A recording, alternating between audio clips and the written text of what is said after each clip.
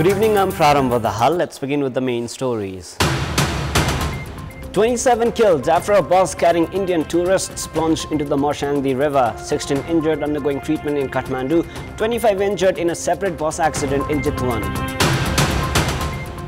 Former Deputy Prime Minister and Minister for Home Affairs Ravi Lamechhane interrogated by the Parliamentary Probe Committee formed to investigate the fraud of cooperatives. Indian Prime Minister Narendra Modi and Ukrainian President Volodymyr Zelensky hold a formal meeting. Talks focused on a peaceful solution to the Russia-Ukraine war. And India edged past the Maldives 1-0 to secure their berth in the semi-final of the SAF Under-20 Championship. Nepal to take on Bhutan and India face Bangladesh in the last four.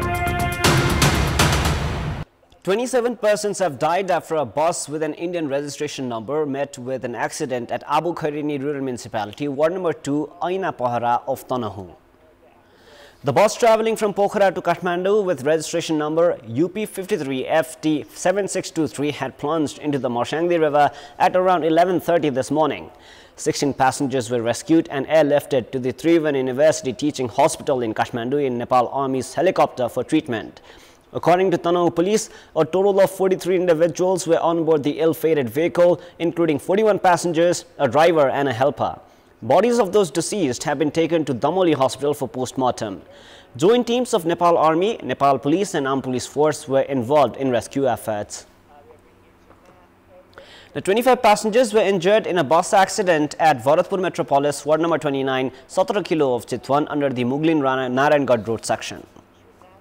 The bus with the registration number got to curve 47 travelling from Gore of Raudahat to Pokhara had lost control and overturned after a rock had fallen over it while it was in motion. Those injured in the accident are undergoing treatment at several hospitals of Bharatpur.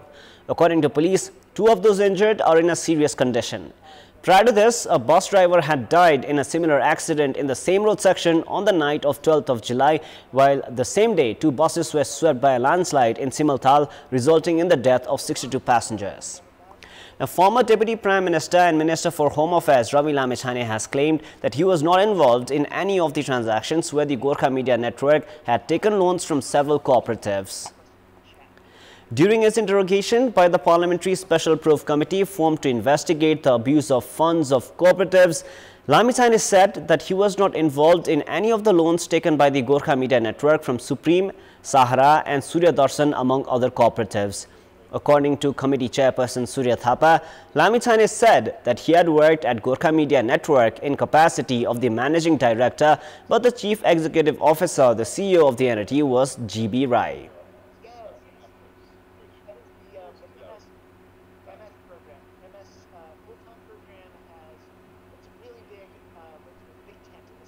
पूर्व उप-प्रधानमन्त्री तथा गृहमन्त्री रवि लामिछानेसँग सोधपुछ गरिरहेका छौं।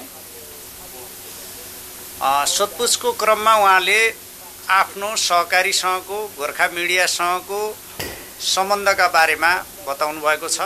संस्थाको प्रबन्ध निर्देशकका रूपमा संस्थामा सामान्य रूपमा चाहिँ दैनन्दिन प्रशासकीय आन्तरिक काममा संलग्न रहेको तर कार्यकारी प्रमुखका रूपमा आर्थिक स्रोत जुटाउने लगायतका कामहरू जीबी राईले गर्ने गरेको हुनाले त्यसमा चाहिँ कहाँबाट कसरी रकम प्राप्त भयो भन्ने बारेमा जीबी राईलाई थाहा हुने विषय चाहिँ राख्नुभयो। The Parliamentary Probe Committee had interrogated Lamechhane in capacity of the former managing director of the Gorkha Media Network. The committee has prepared 50 questions in total for the interrogation of Lamechhane. Erstwhile operator of Gorkha Media Network, Chavilal Joshi, was also interrogated today. Gorkha Media Network had received more than 800 million rupees from 4 cooperatives during the term of Joshi and Lamechhane. The Parliament had formed a committee under the leadership of Thapa to probe the fraud related to cooperatives on 28th of May, while the entity had started its work on the 5th of June. The 3-month period assigned to the committee for required investigations ends on 8th of September. Now, the government had announced of ridding Tribhuvan University from political interference. However, interferences have instead increased further in recent time. It has been months since the posts of dean have been vacant in many departments, but parties are lobbying to place their close aides to the vacant positions. The post of Dean at the Institute of Agriculture and Animal Science has been vacant for the past 4 months. Acting Dean Kanhaiya Prasad Singh resigned on 18th of August, citing health concerns. Since then, the position has been vacant, which has not just affected academic activities but also daily operation. The university has only just begun hiring process for departments of humanities, education, medical sciences and engineering that have been without leadership for months. The Executive Council meeting held on Wednesday this week decided to form a committee to fulfill 5 of the vacant posts, after which bodies have begun lobbying to put their favored aides. It has been understood that ruling CPNUML has been eyeing for vacant posts in medical sciences and engineering, while Nepali Congress is lobbying for 3 other positions.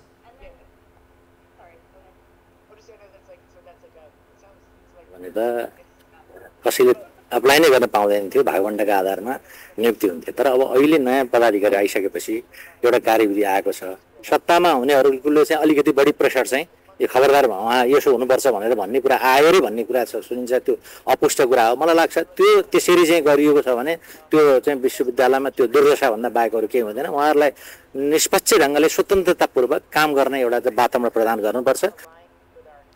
Meanwhile, university officials say they will not bend to pressure and abide by the new regulation for appointment. They say the vacant posts of dean will be fulfilled within 3 weeks.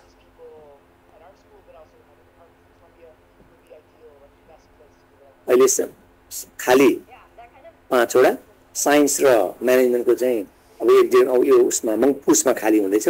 त्यसको लागि पनि यो नीति प्रक्रिया अगाडि बढाउन चाहिँ हामी सहमत भइसकेका छौं। कार्यकाल त्यो कमिटीले चाहिँ 1 हप्ताको नोटिस दिन्छ र त्यो सिलेक्सन प्रोसेसलाई चाहिँ 10 दिन जम्मा करिब 15 देखि 17 दिनमा चाहिँ उहाँहरूले सिफारिस गरेर आगामी दिनमा नियुक्तिलाई अगाडि बढाउने। फेरि कार्यकालले एप्रुभ गर्नुपर्छ। उहाँलाई चाहिँ 3 जनाको नाम प्रतिस्पर्धाको आधारमा उहाँले पठाउने भनेर तपाईले यहाँ हेर्नु होला। There is a call on stakeholders to ensure political interferences do not overpower the oldest university of the country. Situation has surfaced for recommendation of ambassadors made by the coalition government of Nepali Congress and CPNUML without considering the qualification and character of individuals, while ignoring the constitution and existing laws, to be overturned by the parliamentary hearing process. It has been clear that the government does not consider the constitution, rules and laws while recommending ambassadors, but considers political share and cadres. Analysts are of the opinion that such practices reflect the poor analyzing capacity of the government. 6 complaints have been filed at the Parliamentary Committee against individuals recommended by the government for ambassadors for 17 countries. Some of the complaints are about the character of the individuals, while others are about lack of an inclusive approach. Additional topics of the complaints will come into fore during the meeting of the committee.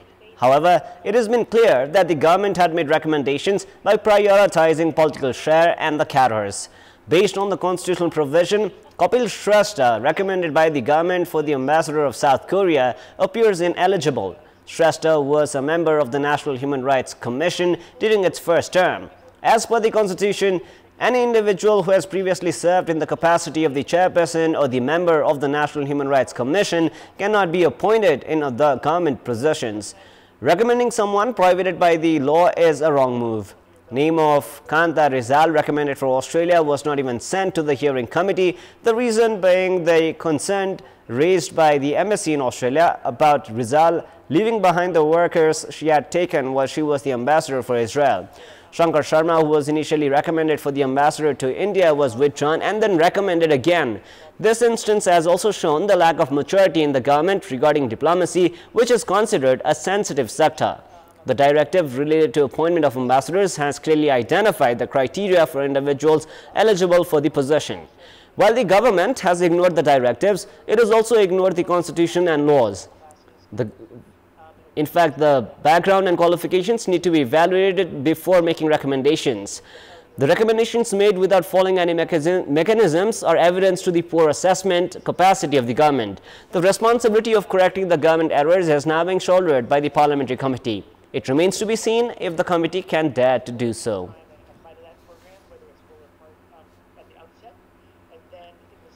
It is now time for our segment Public Pulse, where you text us with your opinion. Public Pulse. And before we ask today's question, let us take a look at the result from yesterday's poll. Yesterday we asked, what should be done to manage the social media platforms, including TikTok? 26% were for A, users should be responsible, 9% were for B, service providers should be accountable, and 65% were for C, effective regulation. And here is our today's question. Why are the government recommendations for ambassadors always drawn into controversy? Your options are A, consequence of political share, B, government self-serving approach, and C, no consideration of qualification. The voting is on. Type NEWS, select your option A, B or C and send it to 34001 to share your opinion with us. In our Public Voice segment, we asked what should be done to expand the market of Nepali film industry. Let us now take a look at what they had to say.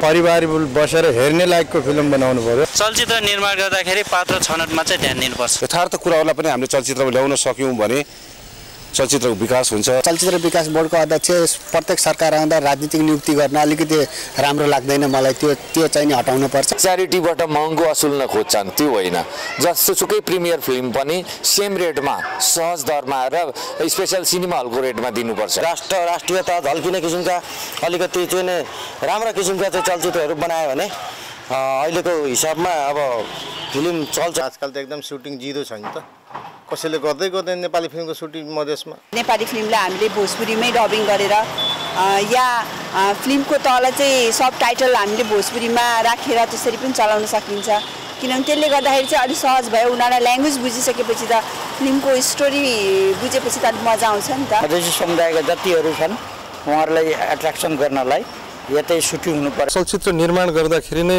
मान्छेको जनजीवनलाई छोएको त्यो खालको कुनै घटनाक्रमहरूले त्यसलाई चाहिँ भविष्यमा पनि एउटा प्रेरणादायी चाहिँ त्यो खालको विषयवस्तु आधारित भयो भने त्यसले अझ मार्केट विस्तार आफै पनि हुन सक्दछ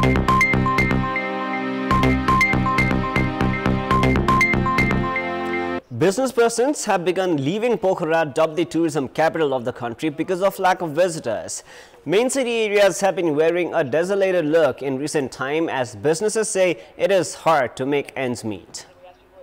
Ongoing recession has compelled business persons in Pokhara to shut their businesses as number of tourists has gone down dramatically. Although a proper study is yet to be carried out, different tourism associations claim that around 10% businesses have shut down in recent time, especially hotels, restaurants, trekking agencies, tours and travels. The recession after COVID pandemic has stayed, and the lack of proper road infrastructure, businesses say, has affected them. On top of that, frequent major accidents, aviation mishaps and expensive air tickets have also affected the number of visitors to Pokhara. पछिल्लो समय भनेको कस्तोमा आइएछ भने यो post covid जस्तो रहेछ के यो financial सेक्टरमा अलिअलि नेपालीको मुभमेन्ट भयो थियो विदेशीहरू हल्का हल्का केही मात्रामा आइरहेका थिए भने अहिलेको यो पछिल्लो चरण हेर्दाखेरि अब त्यसैमा बस बेपत्ता हुने इन्डियन पर्यटक आउन छोड्यो अब यहाँ प्लेन क्र्याश भयो सिजनको मुखमा छ त्यही नभएर हेलिकप्टर क्र्याश भयो अहिले हेर्दै जाने भने अब यो हाई माउन्टेनियरिङ उसहरुमा आउने विदेशीहरू भनौं न ट्रेकिङको लागि आउनेमा खुम्बु क्षेत्रमा गएको बाढी पहिरो भनेको नि अब हिमताल फुट्दैछन् है भन्ने ग्लोबल वार्मिङले एउटा सन्देश गइसक्यो यसले गर्दा साथै गाह्रो छ Business persons say the state has been indifferent towards tourism sector, which is the backbone of the country's economy. Although Pokhara was declared the tourism capital of the country, government investments have not changed. Business persons say the state's policies have not been friendly to the tourism sector. यो हैदीका महँगो भएकै कारणले गर्दाखेरि विदेशी पर्यटकहरू अन्य देशमा चाहिँ यहाँ आउने पर्यटकहरू अन्य देशमा डाइभर्ट भएको तपाईको चाहिँ नि अन्य देशहरुमा भनौं न घुम्न गएको अवस्था हामी भेटिरहेका छौं विश्वमा कहीं पनि केही घटना घट्यो भने ती घटनाले पर्यटनलाई प्रत्यक्ष प्रभाव पार्छ त्यस्तै गरी नेपालमा अहिले चाहिँ प्लेन दुर्घटना बस दुर्घटना मौसमको पनि अहिले चाहिँ मनसुनको अवस्था यी सबै कारणले गर्दा पर्यटन एकदम न्यून भएको छ भारतीय पर्यटकहरू पनि अहिले आएका छैनन् आन्तरिक पर्यटकहरू पनि अहिले चाहिँ इकोनोमिक क्राइसिसले हो कि अब बाटोको प्लेनको अवस्थाले गर्दा पनि होला सायद आन्तरिक पर्यटकहरूको पनि आगमन भएको छैन र अन्तर्राष्ट्रिय पर्यटक त झन् एकदमै कम छ 600 billion rupees have been invested in Pokhara's tourism sector. Around 14 institutions are registered with the Pokhara Tourism Council, 525 hotels are registered with the Hotel Association and 200 unregistered hotels are in operation in the region as well. 85 restaurants are registered with the Restaurant and Bar Association and 230 in operation are unregistered. Likewise, there are 165 trekking agencies and 162 travel companies. Pokhara's tourism sector directly employs around 75,000 individuals whose livelihood has been affected by the state's failure to encourage the sector. It is now time for the international news.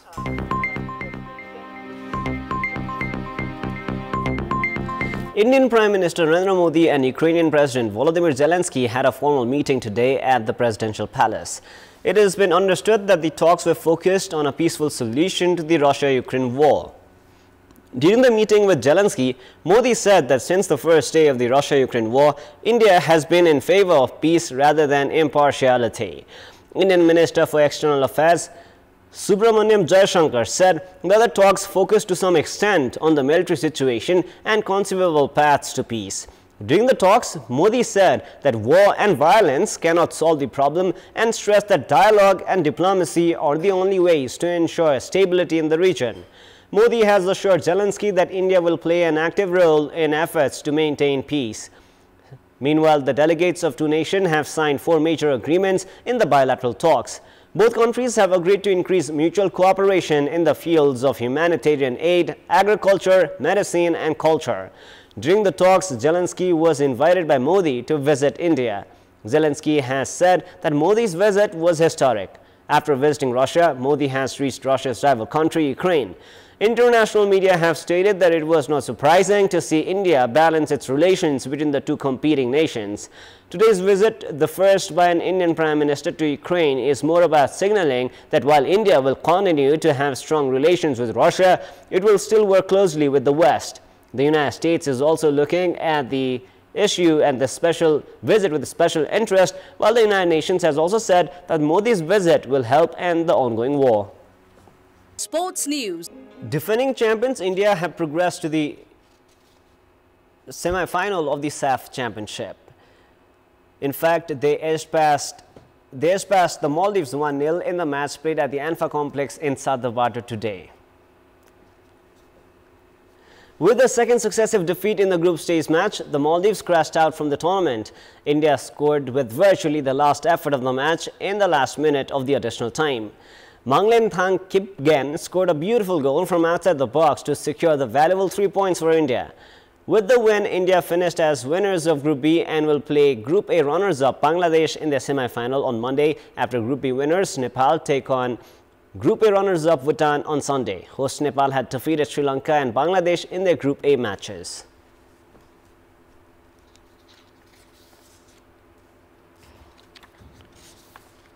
That is all for the moment. Up next is the news in Nepali. Thank you for staying with us. Goodbye for now.